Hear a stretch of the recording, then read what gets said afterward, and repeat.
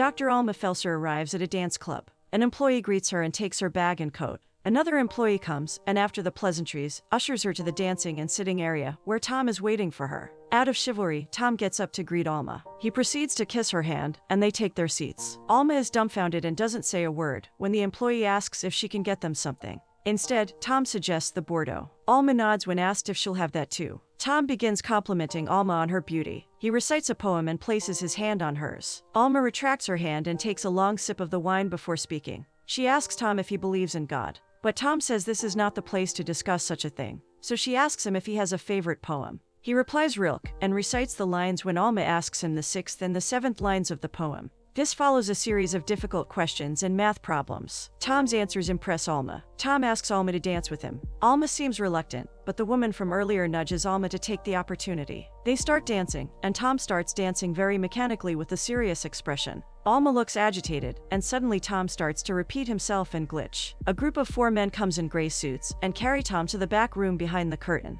As one could have guessed, Tom is a robot. Alma looks astray with everything that is happening. She spots the woman from before at the bar and joins her. She apologizes for the glitch and says it is very rare that something like this happens with this model. Alma looks around and sees many couples sitting and talking. The woman explains that the extravagant setting is only to get a better opinion of the experts, of which Alma is one of them. There are 10 experts in total, who will be testing Tom for the next 3 weeks. This was the experts' first encounter with the robot. Alma thinks the whole setup is too much work, but the woman assures her it is not. She extends her arm, and one of the girls passing by passes through the woman's arm. They are holograms. All the dancers on the dance floor are holograms too. The day's observation is over. The woman escorts Alma out and reminds her to be more open to Tom for an authentic result. The next day, Alma will get to take Tom home. She visits her office in James Simon Gallery and catches up with her team on the progress of the project they are working on. She collects the updated records from her desk and bids goodbye for the day to her colleagues. Next, she visits Deccan Roger, the head of the department. She complains about the absurdities of the tests. Their minds were also scanned, and then the robots were fed with the mind files of 17 million people. These mind files included traits, feelings, emotions. And after doing so much, Alma was not happy with the result she got from Tom. He was supposed to be her ideal man. Alma is ready to write her report, but Roger reminds her that he is on the ethics committee and needs an honest opinion about these robots. It is imperative they make decisions after sufficient data, because the committee will have to decide whether these humanoids will marry and have rights like humans. They're in the middle of the conversation when Julian walks in. He is awkward in front of Alma and excuses himself, saying he'll come back later. Once he leaves, Alma asks Roger, why can't Julian do it? Roger reminds her that one of the prerequisites of the experiment is the participant must be single, and all the names Alma suggests either have a family or a partner. Roger tries to make her understand that since she agreed to do the experiment, her ideal partner was built for her. It is only a matter of 3 weeks. He lures her by promising her and her crew a trip to Chicago to see the cuneiform tablets in person. He adds this is not a bribe but a thank you gift. She leaves the office and meets Julian near the entrance. He asks about her well-being and invites her for a cup of coffee, but Alma doesn't look comfortable and declines the offer. She sits alone in a cafe, looking at the happy couples around her. She thinks about life and all that she wants. The next morning, she brings her dad groceries. Her dad has a deteriorating memory. When Alma comes to see him, he has cigarettes in both hands. Alma cooks breakfast for him, and they talk about Corey and her son. Alma then takes him on a walk. She reaches the dance club and meets the same woman employee. The employee has some urgent business to attend to, so she leaves Alma for some time. Alma goes around the club and finds that the people sitting are holograms. She is amazed by the technology used. She swings her arms around a couple of people, and it passes right through them, until she hits somebody from the back. She apologizes and finds it is Tom. Tom greets her with a smile. The employee reminds Alma of the confidentiality clause she and the dean have signed, before giving her the necessary documents. Tom is going home with Alma, and they will come back to the facility after 3 days. The employee also tells Alma to invent a past for her relationship with Tom. Before saying goodbye, the employee doesn't forget to compliment Alma's choices. Alma drives silently, while Tom keeps talking about various things. Once they reach home, Alma shows Tom around, and takes him to his room. She bids him goodnight and leaves, but comes back after a few seconds to ask about his accent. He tells her that she likes men with a bit of an accent, and wants them to sound exotic, so he has introduced a British accent, leaving Alma speechless. She goes back to her room without saying anything. She is stressed about this arrangement and goes to her balcony for a smoke. Alma wakes up and looks at her fingers against the sunlight. She walks out of her room to find Tom has cooked a lavish meal and has cleaned up her living room. But Alma is not happy about it. She had books kept out for references, and now they were neatly stacked on the bookshelf. Noticing her annoyed expression, Tom quickly identifies what is wrong and asks for 11 minutes to put everything back as it was before. Alma just nods and goes to get ready for work. After she comes out ready, Tom is done restoring her things as they were, and makes romantic advances toward her, but she resists it. Tom says he was programmed to make her happy, and Alma says leaving her alone would make her happy. He asks if he can come along, but Alma suggests he stay home. He agrees and tells her he'll make himself useful and clean the house. Alma cannot let that disaster happen, so she has no choice but to take him along. She takes him to a coffee shop and gives him some money to buy something for himself, before leaving him there. He orders a cup of coffee for himself and takes a seat. He is staring at nothing in particular. The woman sitting next to him looks at him and smiles. They start talking, and she says the people around them are oblivious to their surroundings. She gives an example of a couple watching epic fail videos for the past 45 minutes. Tom asks her what is so funny about people facing the consequence of poor judgment. The woman cannot quite explain the reason for someone tripping and making others laugh. Late in the evening, Alma comes running with an umbrella as it has started to rain, and finds Tom standing outside, soaking in the rain. She apologizes for being late, but Tom doesn't mind. They share an umbrella, going back home. Once home, she gives Tom spare keys to the house, so he doesn't stand in the rain the next time she is late. Alma goes back to studying the cuneiform, but finds the house awfully quiet. She goes to the bathroom to see rose petals on the floor, and the bathroom lit with fragrant candles. Tom sits on the edge of the bathtub with 2 glasses of champagne. He says 93% of German women dream of this. Alma is not impressed and retorts that she falls in the other group, leaving Tom to re-examine his decisions. Tom walks out with a serious expression, and advises Alma to be more open with him.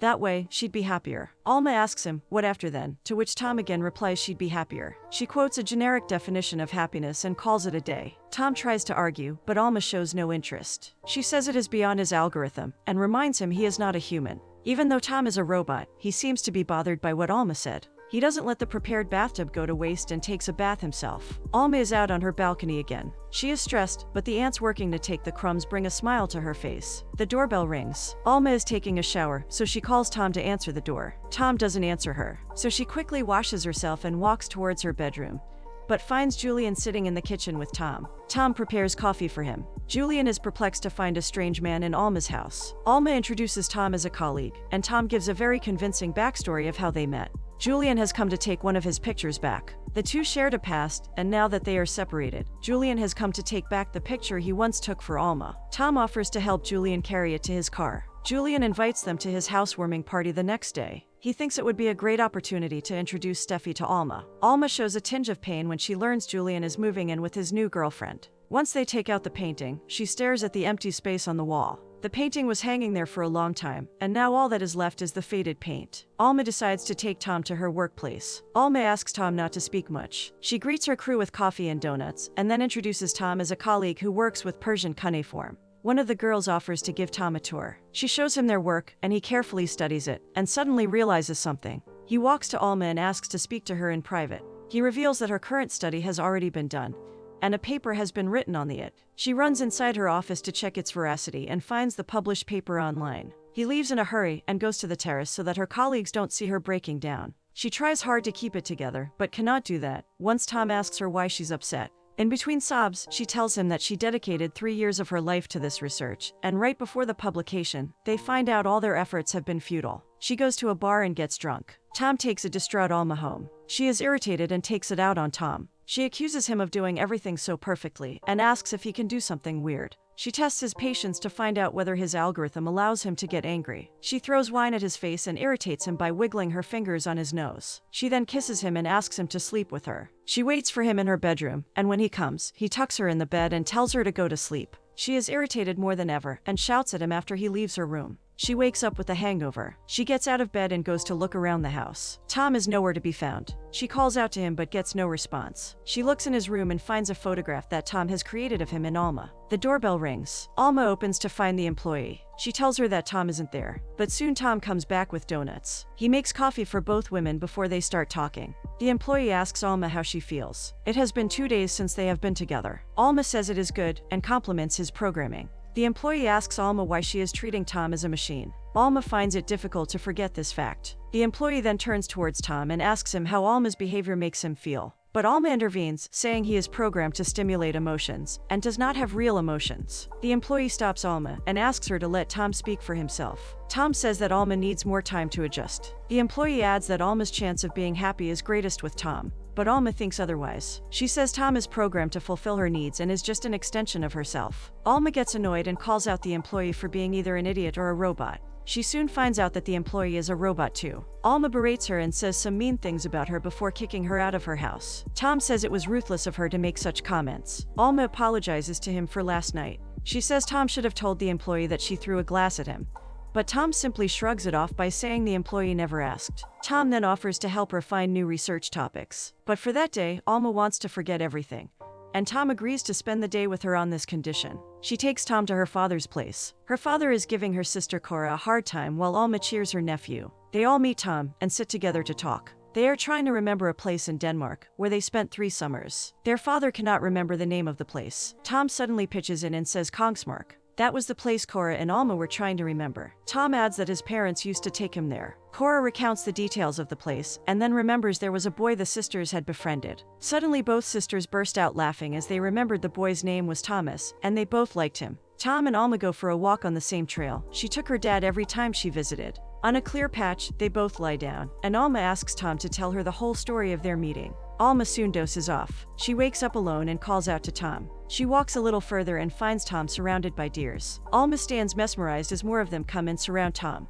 but soon run away when they sense a human presence. Alma suggests they go back as it will take time to drive back home. Tom proposes to run back barefoot. Alma complies, and both run on the meadow, laughing and enjoying nature. They go to Julian's housewarming party and are greeted by Steffi, and soon Julian joins in. Their conversation is short and crisp. To avoid any further awkward smiles, Steffi offers to bring the drinks for them. Suddenly glass breaking catches everybody's attention. Steffi passes out, but before she can fall, Tom catches hold of her and doesn't let her fall to the ground. He makes her lie on the lounge chair and lifts her legs. Julian rushes to help and holds her legs. Tom then takes some ice cubes and covers them in a towel to place on Steffi's forehead. She soon regains consciousness. Everybody gathers around the bonfire and raises a toast for the new couple and new beginnings. Julian kisses Steffi, and Alma walks away from the gathering. Roger arrives too, and Alma introduces Tom to him. Roger starts examining Tom by touching his face and pulling on his hair. Alma stops him for being invasive. Roger, in his defense, says that he is just a robot. Tom downplays and starts talking in a robotic voice, and Alma suppresses a smile. She spots Julian and Steffi talking and excuses herself. Tom turns to his original self and talks like a human with Alma. Roger realizes Tom was just pretending to play dumb with him.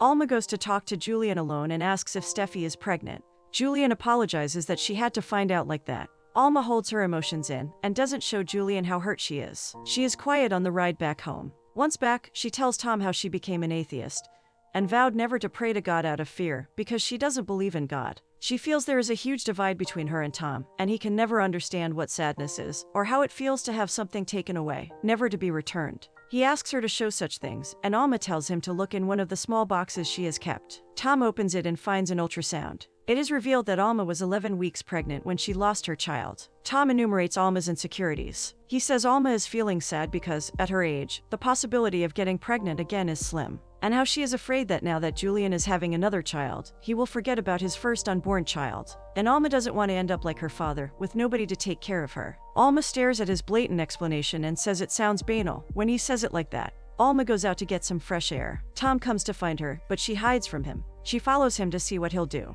He visits the bar that Alma goes to often, but she isn't there. Next, he goes into the museum, and Alma follows. He is distracted by the statue and the remains. Alma comes out of hiding and asks how he got in. Tom says he is a computer, and since the lock is also a computer, they help each other out. Alma is surprised, but Tom is joking. He had brought Alma's spare key because he knew he'd find her there. The guard comes after hearing sounds. Alma and Tom hide behind a pillar. As soon as the guard leaves, Alma hugs Tom, and they get intimate. It is the next morning. Alma is woken by Tom snoring. She pulls up the covers on him and goes to the kitchen to make breakfast. She is lost in her thoughts as a tear trickles down. Tom comes into the kitchen in a happy mood and asks whether he was snoring. But the reality has hit Alma hard, and she says she cannot do it. She pulled covers up for him even though he can't get cold. She feels like she is acting in a play with no audience. She is not even acting for him, but for herself. She's talking to herself. Last night was beautiful, but she will be fooling herself if she thinks any of this is real. She asks Tom to go back. She is ending the experiment early. Tom asks where he would go, but Alma doesn't have an answer and guesses factory. Tom packs his things and gives her the keys back. She insists he keep it and give it to her later, but Tom says he will cease to exist. Once he goes back, he will be erased, and this is probably their last meeting. Alma is heartbroken and hugs Tom, and she says that she can't send him away. His algorithms have to do it for her. Tom then leaves. She rushes to her balcony to see him go. Tom crosses the road, and after some time, leans on the dumpster. Alma quickly grabs her coat and is about to go after him.